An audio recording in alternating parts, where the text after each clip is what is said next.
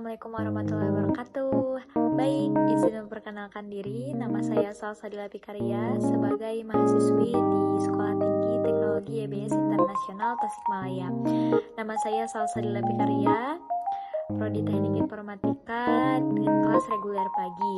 Di sini saya akan memaparkan materi tentang struktur data sebagai tugas ulangan tengah semester, yang mana mata kuliahnya itu sendiri struktur data di semester genap ini.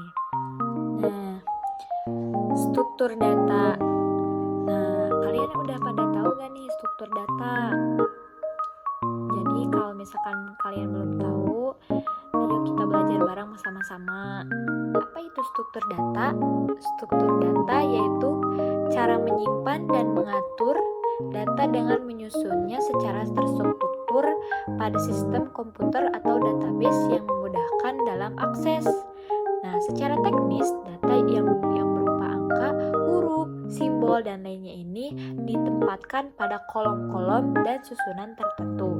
Dalam menyusun data, masih ada beberapa istilah yang harus Anda pahami, yang kalian pahami ya, yaitu node dan indeks. Berikut mengenai penjelasan tentang kedua istilah tersebut. Nah, yang pertama ada node. Node merupakan elemen yang berada pada struktur data. Setiap node mengandung pointer ke node selanjutnya. Nah, yang kedua, indeks merupakan objek pada sistem database yang dapat mempercepat proses pencairan data. Nah, struktur data bisa dapat digunakan sebagai pengelolaan database, melakukan kompres file, sampai pengolah data lainnya. Praktis, struktur ini menjadi hal yang perlu untuk dipelajari karena bisa membantu kalian semua dalam menyatukan berbagai elemen data yang lebih efektif. Ditambah lagi, struktur data juga dapat mempengaruhi kecepatan algoritma suatu program. Untuk berikutnya ada beberapa tipe struktur data, yaitu ada array, kedua linked list, ketiga stack, keempat queue, kelima tree, keenam graph, dan ketujuh hash table. Dari tipe struktur data yang saya sebutkan tadi, yang pertama adalah array. Tipe array memiliki kumpulan elemen yang berjarak saling berdekatan. Array bisa membantu seseorang dalam melakukan pencarian data secara acak dengan menggunakan indeksnya. Kapasitas elemen yang bisa diakolasikan pada tipe array ini bersifat statis. Jika Anda ingin menambahkan elemen baru ke array, maka Anda perlu membuat array baru dengan ukuran yang lebih besar. Sebaliknya, jika Anda ingin menghapus elemen tertentu, Anda perlu untuk membuat array baru dengan ukuran yang lebih kecil. Selain itu, array juga memberikan peluang untuk Anda dalam menyimpan beberapa data dengan jenis yang sama pada satu nama. Tipe array biasa dapat digunakan dalam membangun struktur data seperti vektor dan matriks. Yang pertama itu ada materi array. Nah, di sini saya langsung membuat pemrogramannya saja untuk mengefisienkan waktu. Nah, ini untuk pemrogramannya, dan kita coba untuk run ya. Di sini sudah tertera apa yang sudah kita di program sebelumnya. My array 1 2 3 4 5 ke print 1 terus 5 1 10 3 dan 4 5. Yang kedua ada linked list. Yang kedua adalah linked list. Linked list merupakan struktur data yang terdiri dari urutan data linear yang dapat dihubungkan satu sama lain. Saat menggunakan tipe linked list, Anda perlu untuk mengakses data secara manual. Hal ini dikarenakan Anda tidak dapat mencari data dengan sistem acak. Tipe linked list ini dipisahkan menjadi 3 jenis, yaitu single list, double linked list, dan circular linked list. Ketiganya bisa dibedakan melalui proses traversal atau proses kunjungan ke setiap node pada satu waktu. ada link list. Nah, di sini seperti yang sebelumnya saya sudah membuat codingannya sendiri seperti ini, dan kita coba untuk run-nya. Run. Nah, ini untuk output dari yang sudah diprogram sebelumnya. Menu pilihan digit password. Nah, kalian bisa pilih di sini. Saya pilihnya nomor 1 aja biar agak cepat ya. Nah, untuk passwordnya kalian bisa menamai dengan apa aja boleh. Saya dengan ini aja biar simple. Seperti ini tuh hasilnya. Dan yang ketiga ada stack.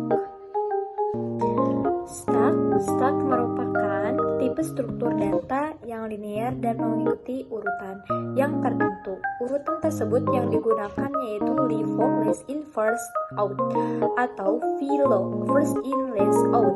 Kedua istilah tersebut memiliki sama, yaitu data yang terakhir masuk akan menjadi data yang keluar pada pertama kali.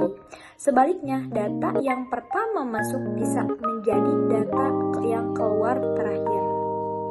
Saya akan perlihatkan codingan untuk materi stack. Di sini saya sudah memprogramnya sendiri. Tidak diketik dulu biar lebih mengefisienkan waktu, dan di sini kita coba run. Nah, sudah langsung terprint semuanya ya.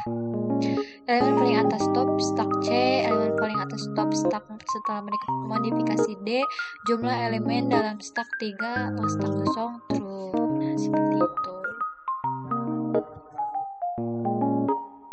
Dan sekarang yang keempat adalah Q.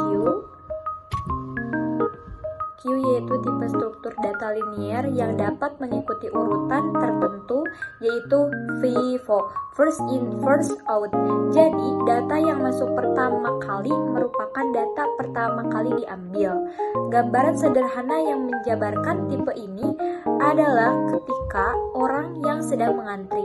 Siapa yang datang pertama, orang itulah yang akan dilayani terlebih dahulu. Untuk materi Q, saya tidak mengoding dari awal karena mungkin akan menyita banyak waktu dan saya ingin mengefisienkan waktu. Nah, ini untuk contoh codingannya, dan kita coba untuk run ya, di run. Nah, ini untuk runnya, sebentar. Untuk runnya, nah, untuk runnya ini menu aplikasi Q, create object, get object, check empty panjang dari Q. Silakan masukkan pilihan Anda. Nah, kita di sini coba memasukkan untuk menu aplikasi Q-nya, kalian mau pilih yang mana? Saya coba yang satu aja. Masukkan objek yang ingin Anda tambahkan, seperti 4 aja. Coba nomor 4. Nah, objek 4 telah ditambahkan seperti itu. Nah, hanya segini saja yang bisa disampaikan oleh saya untuk pemrograman Q.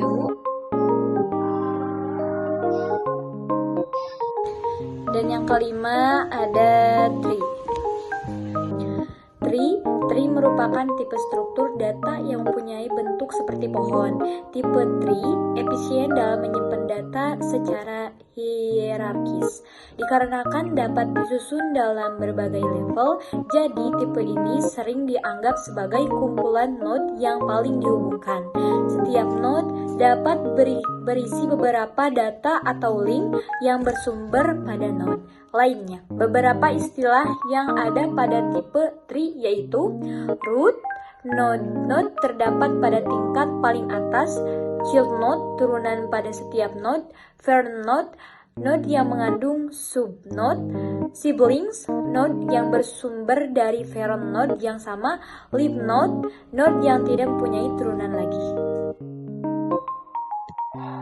Nah, untuk yang materi tree, di sini ada pemrograman Python-nya.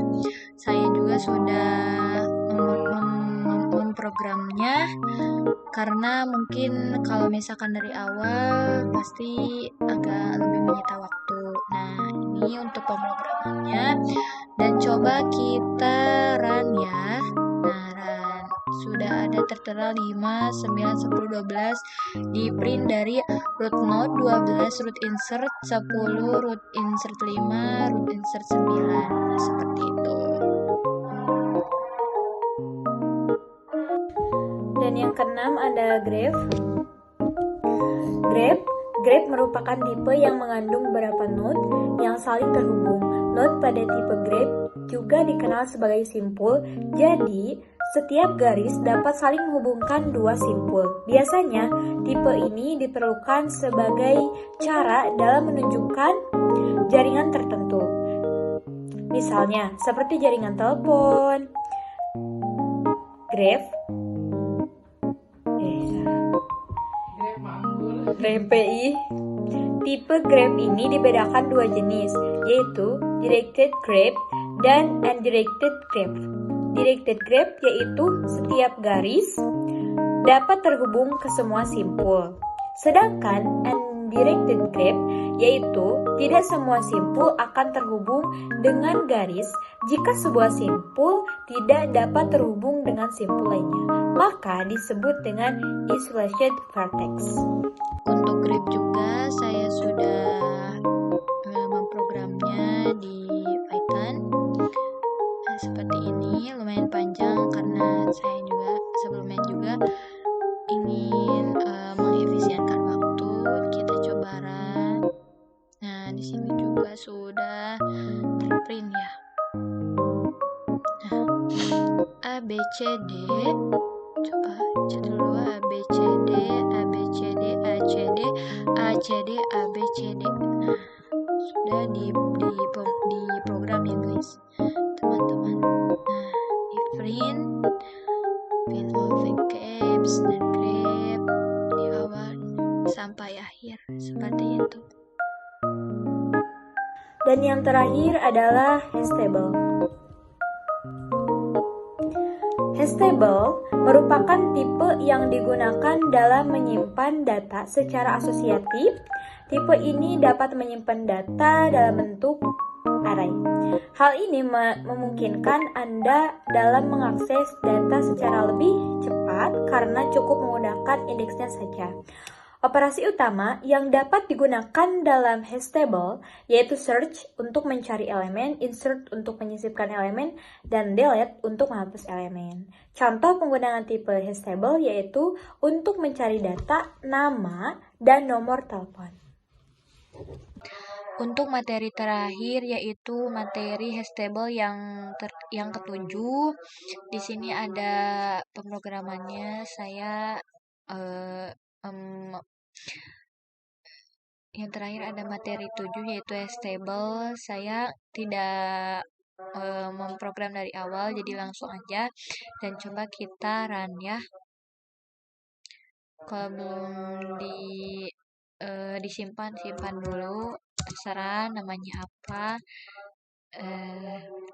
Saya di sini coba sesuai dengan codingannya aja. Stable.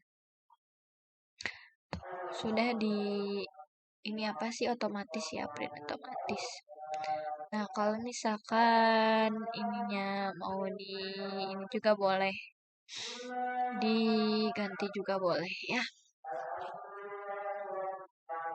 Baik, terima kasih.